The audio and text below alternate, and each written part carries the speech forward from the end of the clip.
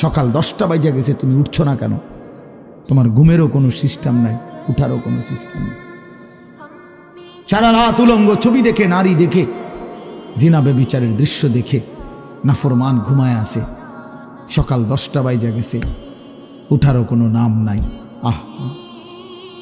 আল্লাহ নবী সাল্লাল্লাহু আলাইহি ওয়াসাল্লাম বলছেন, খোদার কসম, নবীজি বলছেন যে ফজরের নামাজ পড়ে না সে খবিস। খবিস, এটা খবিস, খবিসান নফস। ওই ব্যক্তি খবিস, কাসলান, অলস। নবীজি বলছেন, যাকা রাজুলুন বালা শাইতানু ফি উযুনাইহি, যে ফজরের নামাজ পড়ে না শয়তান তার 2 কানে পেশাব করে দেয়। শয়তান পেশাব করে দেয়।